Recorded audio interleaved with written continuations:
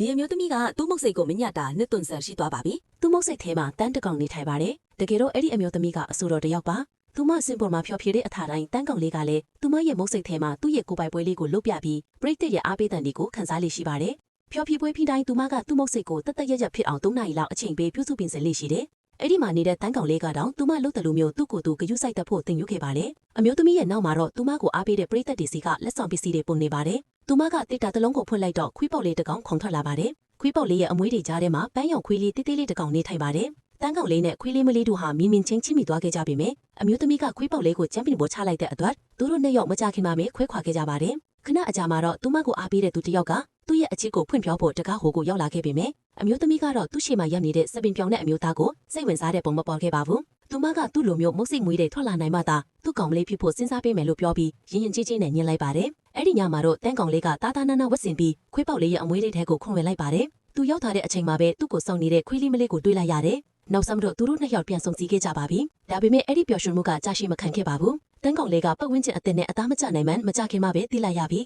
သူ့ခန္ဓာကိုယ်ကလက်မခံနိုင်ဖြစ်လာခဲ့တယ်။ဒါနဲ့ခွေးလေးမလေးကသူ့ကိုပွေ့ချပြီးအမျိုးသမီးရဲ့မုတ်စိတ်ထက်ကိုပြန်ပို့ပေးလိုက်ပါတယ်။စက္ကန့်ပိုင်းအတွင်းမှာပဲတန်းကောင်လေးကနေပြန်ကောက်သွားခဲ့တယ်။ဒါပေမဲ့အခုတစ်ခါမှတော့ခွေးလေးမလေးကမုတ်စိတ်ထဲမှာနေသားမကျနိုင်ဖြစ်နေပြန်တော့။ဒါကြောင့်သူမလည်းခွေးပေါက်လေးရဲ့အမွှေးတွေစီကိုပဲပြန်သွားခဲ့တယ်။နောက်တနေ့မှာအမျိုးသမီးကသူ့မုတ်စိတ်ကိုညှက်နေခဲ့တယ်။အဲ့ဒီအချိန်မှာပဲအရင်အမျိုးသားကပန်းတပွင့်နဲ့အတူသူမရဲ့အချစ်ကိုရောက်ဖို့မျောလင်းချက်နဲ့ပြန်ရောက်လာခဲ့တယ်။ပန်းကခွေးပေါက်လေးရဲ့နှာခေါင်းကိုတွားပို့မိလိုက်တော့ခွေးလေးကနှာချေလိုက်ကကြောင့်ခွေးလေးမလေးလွင့်ထွက်သွားခဲ့တယ်။သူမအိန္ဒိယထင်းနေတာကိုမြင်တော့တန်းကောင်လေးကလက်လန်းပြီးသူမရဲ့လက်ကိုဖမ်းဆွဲလိုက်တယ်။ဒါပေမဲ့အဲ့ဒီအချိန်မှာပဲအမျိုးသမီးကကကြီးနဲ့တစ်ချက်တည်းသူ့မုတ်စိတ်တွေကိုဖျက်ချလိုက်ပါတယ်။သူတို့နှစ်ယောက်လုံးပြုတ်ချသွားပြီးဆမ်မင်ပြောင်နဲ့အမျိုးသားရဲ့ခေါင်းပေါ်ကိုတက်တက်ကျသွားတယ်။အဲ့ဒီနေတာကအသက်ရှူလို့မရလာကောင်ဖြစ်နေပေမဲ့သူတို့ကတော့တယောက်လက်ကိုတယောက်တင်းတင်းကျပ်ကျပ်စုပ်ကိုက်ထားကြတယ်။အဲ့ဒီနောက်မှာတော့အံဖွယ်ရတစ်ခုဖြစ်လာခဲ့တယ်။အမျိုးသားရဲ့ခန္ဓာကိုယ်တစ်ခုလုံးမှာရုတ်တရက်အမွှေးအမင်တီပေါက်လာခဲ့တယ်။တကယ်တော့တန်းကောင်လေးနဲ့ခွေးလေးမလေးတို့ကအမွှေးအမင်တီကြည်ထွားဖို့အတွက်အကောင်းဆုံးပတ်ဝန်းကျင်တစ်ခုကိုဖန်တီးပေးလိုက်တာပါပဲ။နောက်ဆုံးမှာတော့သူတို့နှစ်ယောက်ထာဝရအတူတူရှိနေခွင့်ရထားခဲ့ကြပါတော့တယ်။